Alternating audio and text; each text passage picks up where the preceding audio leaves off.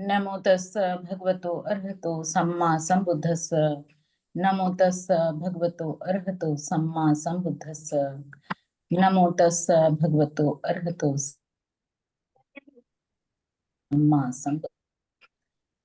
अतुलनीय, जिनकी तुलना नहीं की जा सकती है, ऐसे सम्यक संबुद्ध और उनका जो उत्तम सद्धम्म है और आर्य श्रावक संघ, उन सभी को मैं नमन करते हुए उपस्थित भिक्षुजन, हमारे प्रेसिडेंट सर और सभा में उपस्थित सभी धर्मजनों का मैं यहाँ पर हार्दिक अभिनंदन करती हूँ। आज मेरा टॉपिक वही कंटिन्यू है कि अभिधम्म इन डेली लाइफ। तो इस टॉपिक को मैं अभिधम्म को जो मैं स्टडी कर रही हूँ उसको मैंने जितना समझा है और जाना है वो मैं आपके सामने इस सभा में आज रखना चाहती हूँ।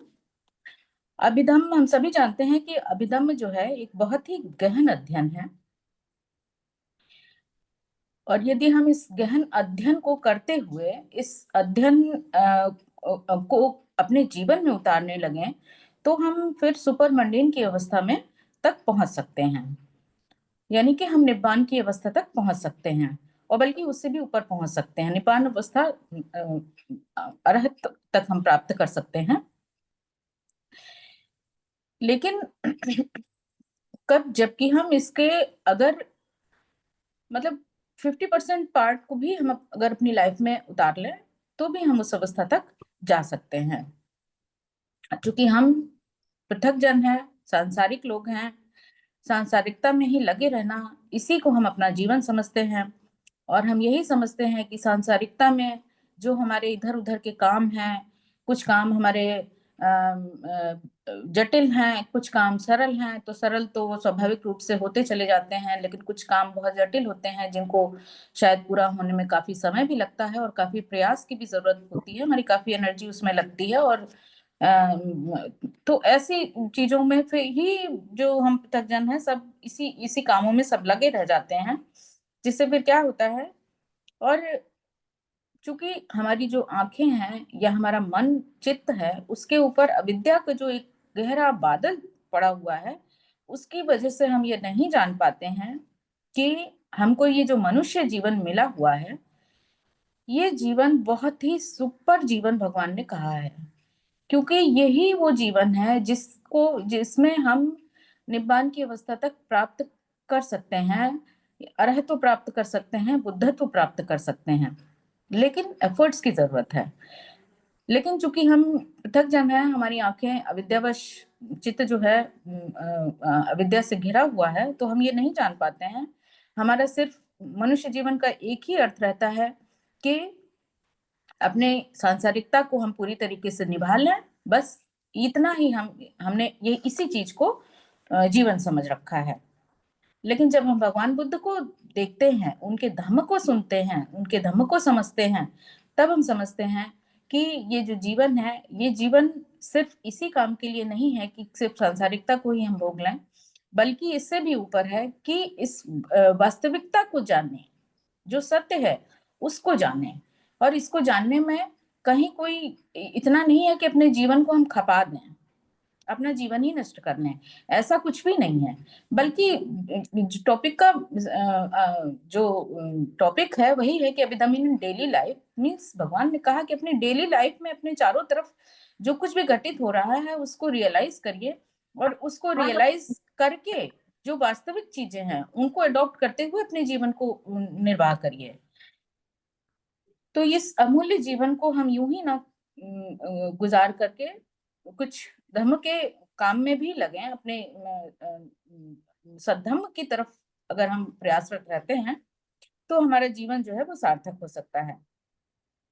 तो अब यहाँ पर हम देखें तो हमारे इस मार्ग में भी बहुत सी बाधाएं आती रहती हैं।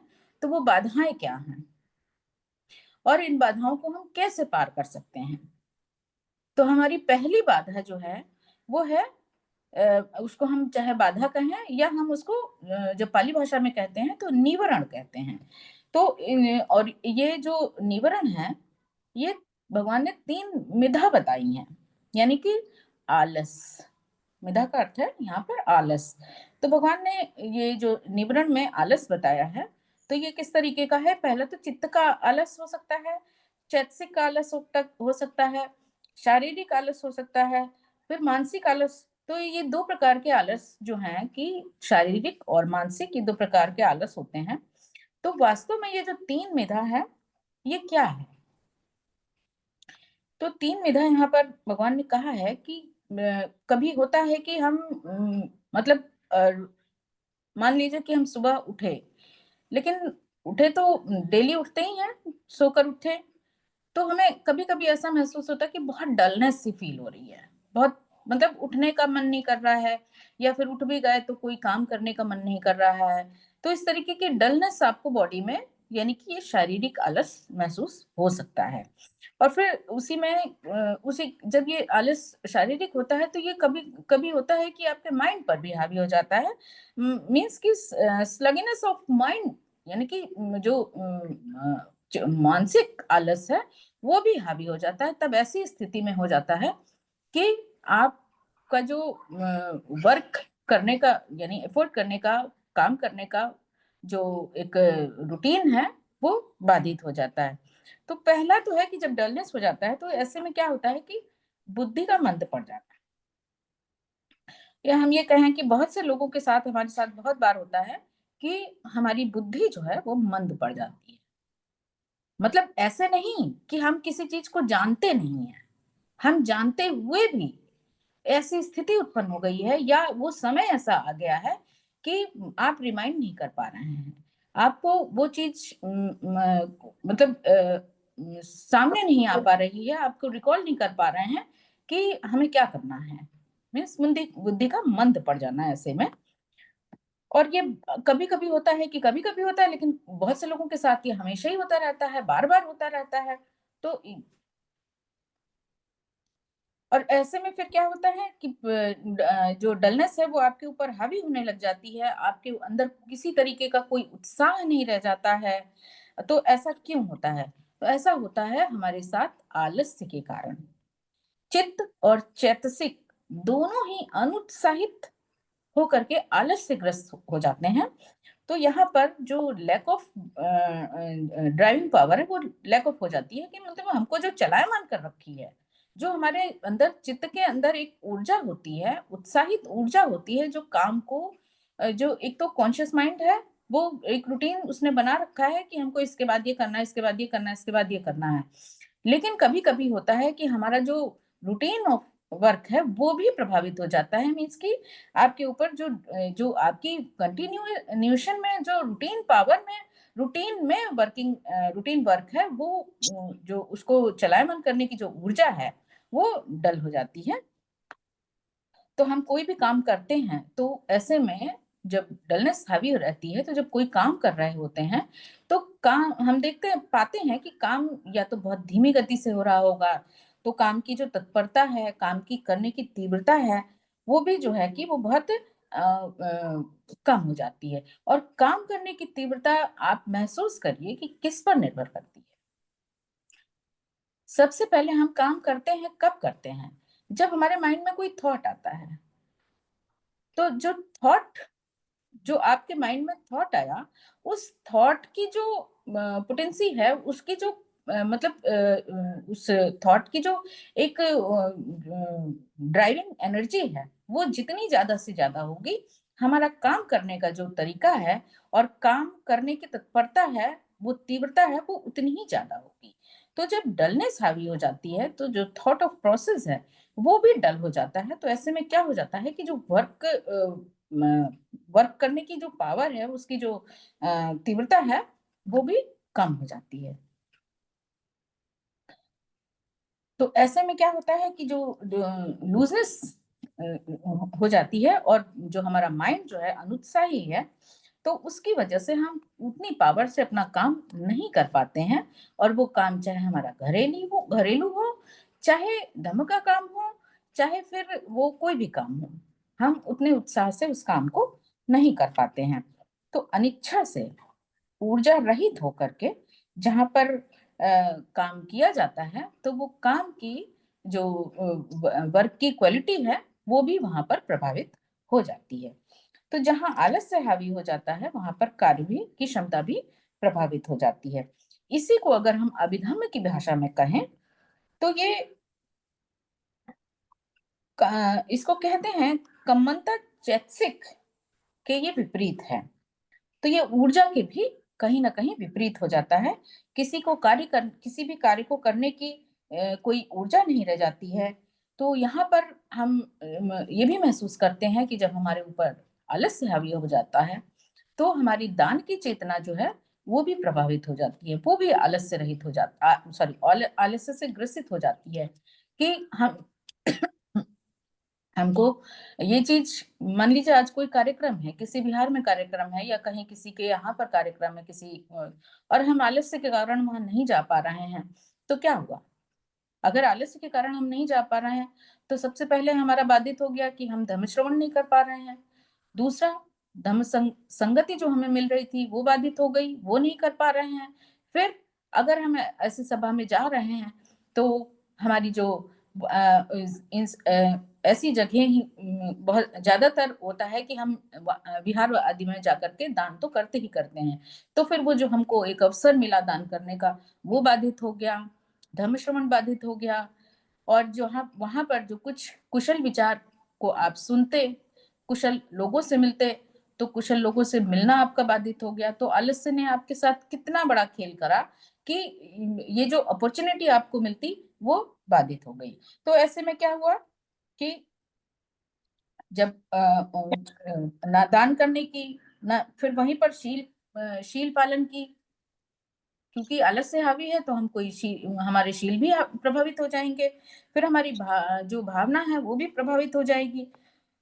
तो इसका मतलब है कि फिर आलस्य ने यहाँ पर आपको पूरी तरीके से बाधित कर दिया। आपके कार्य, रूटीन के कार्य बाधित हुए, धर्म के कार्य बाधित हुए। तो जितना हमारे भीतर इस आलस्य की वजह से लॉस ऑफ एनर्जी हो गई है, वो कहीं ना कहीं हमारे जीवन को प्रभावित कर रही है। तो ये 3 विधा में, अभिधम्म में 5 अकुशल चित्त के साथ काम करता है। इनसे ये अकुशल जो 5 तरह के चित्त यहाँ पर कहे हैं, इनमें से सबसे पहले ज्यादा 4 प्रकार के लोभ रहते हैं और 1 प्रकार का दोष होता है।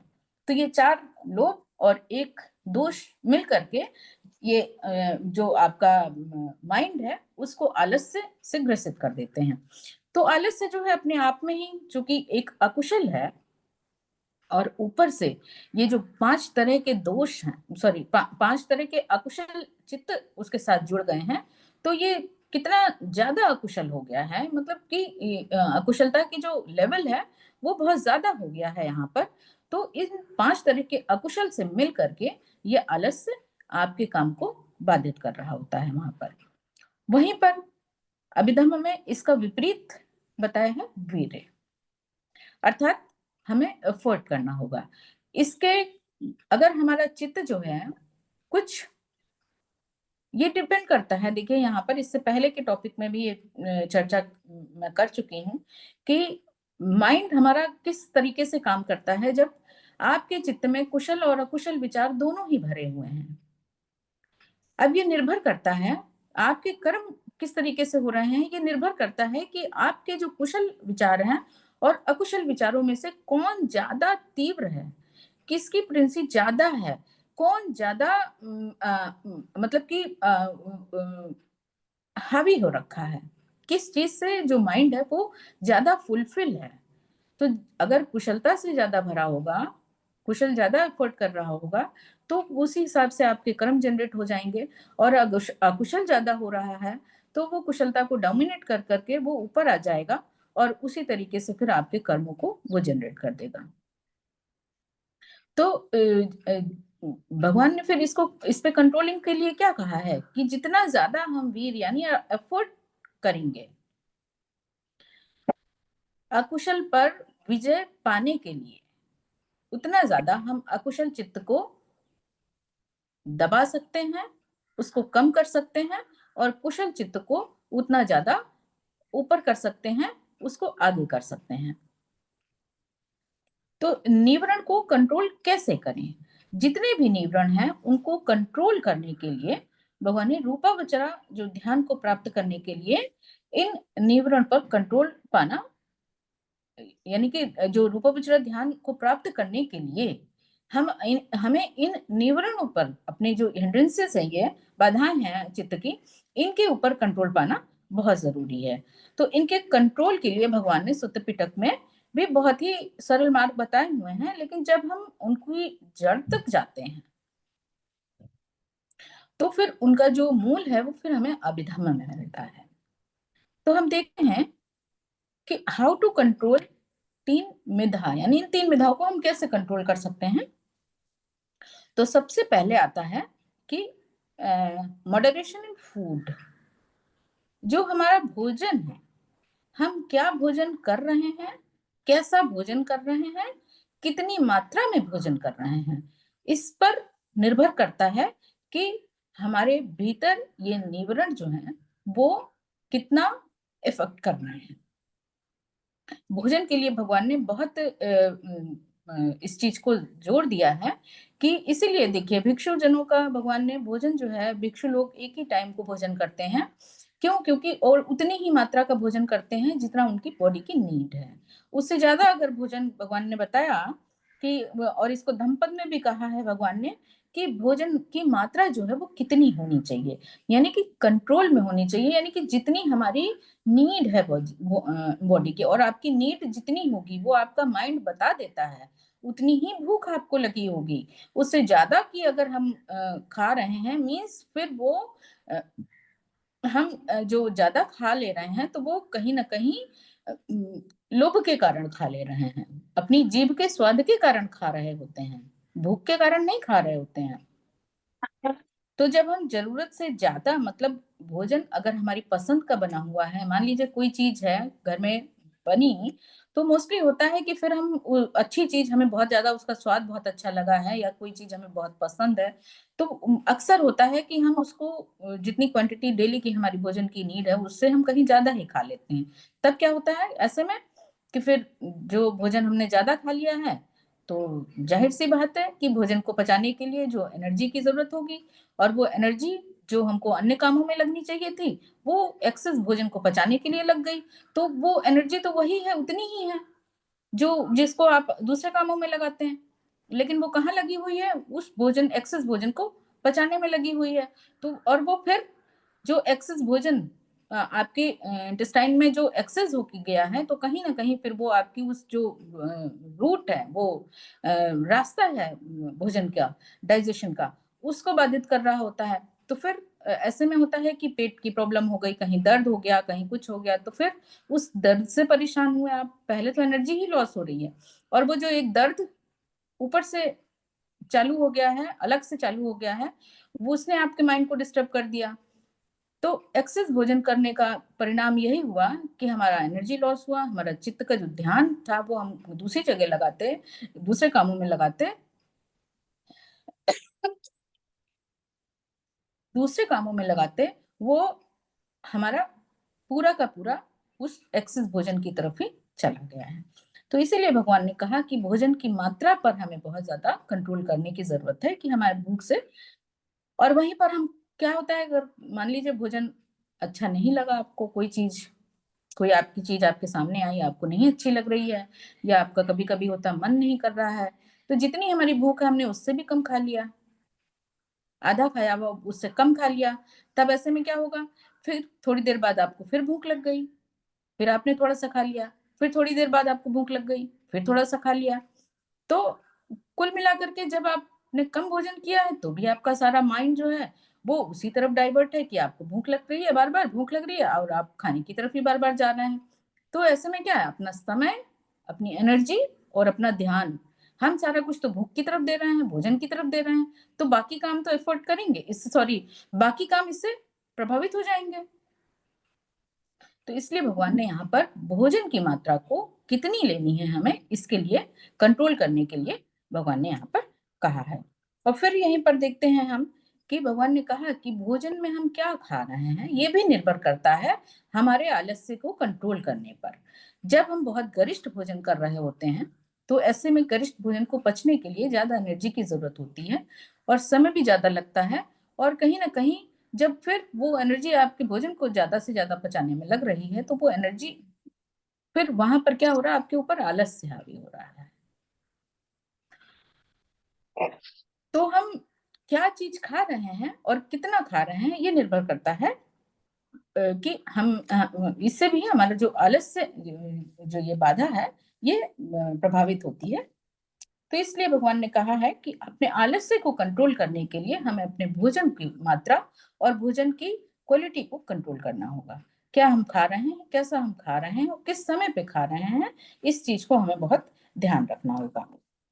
फिर यहाँ पर दूसरी चीज भगवान ने बताई है कि changing bodily posture while meditation. जब हम मेडिटेशन कर रहे हों या कोई काम, अक्सर हम देखते हैं कि कुछ भी हम काम कर रहे हैं तो हम एक ही पोस्चर में बैठे बैठे हम पूरा मतलब एवरी टाइम हम एक ही पोस्चर में नहीं बैठ सकते हैं, क्योंकि जिस पोस्चर में आप बैठे हैं, तो ये तो हम सभी लोग जानते हैं कि जिस पोस्चर, एक ही पोस्चर में ज्यादा देर तक बैठे रहने से फिर उस जगह की जो नसें हैं और मसल्स हैं वहां की, वो पीड़ित होने लग जाती हैं, फिर हमको अपना पोस्चर चेंज करना पड़ता है।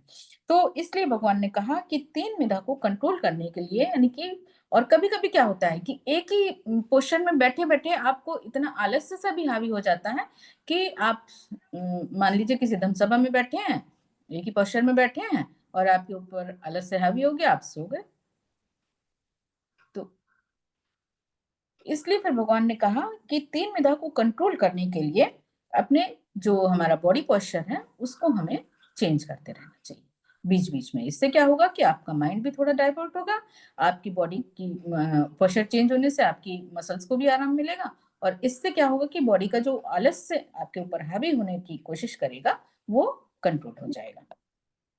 फिर तीसरी बात भगवान ने बताई है कि contemplation on the object of light. तो लाइट का तो हमारे जीवन पर सबसे ज्यादा इफेक्ट रहता है, क्योंकि रात होते ही हम सो जाते हैं और फिर सुबह उठते ही जैसे ही सनराइज होता है, वैसे ही फिर हमारी जो एक सोने का अपना वो है, हम जग जाते हैं। तो ये तो एक मतलब मनुष्य का एक डेली रूटीन है, मनुष्य ही नहीं बल्कि पूरे सभी प्राणियों का है कि रात होते ही हमारा जो एक ये हमारे कॉन्शियस माइंड में फिट है, अनकॉन्शियस माइंड में, कि रात होते ही जब अंधेरा होगा तो हमारा जो एक माइंड के ऊपर एक आलस्य का जो लेवल है वो बढ़ेगा और हमें नींद मतलब निद्रा निद्रा की अवस्था को प्राप्त करने लगेंगे। और हम अक्सर देखिए तो हम गर्मियों में जैसे ही 5 बजे अगर दिन निकल आया है, रोशनी हो गई है, तो हमारे उठने का जो समय होता है वो फिर जल्दी हो जाता है, क्योंकि रोशनी निकल आई है तो आप जल्दी उठ जा रहे हैं। और वहीं पर जाड़ों में क्या होता है कि देर तक अंधेरा भी जल्दी हो रहा है और सुबह भी देर से हो रही है, तो जो हमारा एक सोने का रूटीन है वो फिर चेंज हो जाता है, हम ज्यादा देर तक सोते हैं।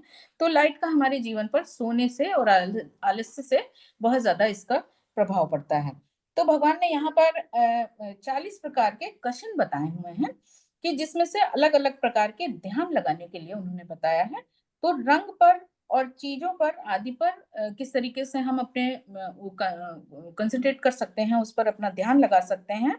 और उसी में भगवान ने प्रकाश पर भी ध्यान, हमें एक एग्जाम्पल मोमबत्ती का भी मिलता है कि बहुत से लोग मोमबत्ती के ऊपर जो अपना मेडिटेशन करते हैं उस पर ध्यान लगाते हैं, तो ध्यान की अवस्थाओं को, भिन्न भिन्न अवस्थाओं को वो प्राप्त कर सकते हैं। तो भगवान ने फिर यहाँ पर लाइट के उसको भी उन्होंने बताया है कि किस तरीके से लाइट हमारे जीवन में आलस्य को प्रभावित करती है।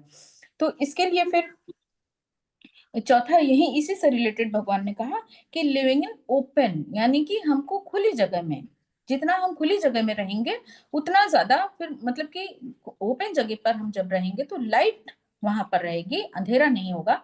अंधेरी जगहों पर जाने से हमारे ऊपर आलस्य भी हावी हो सकता है, हो जाता है।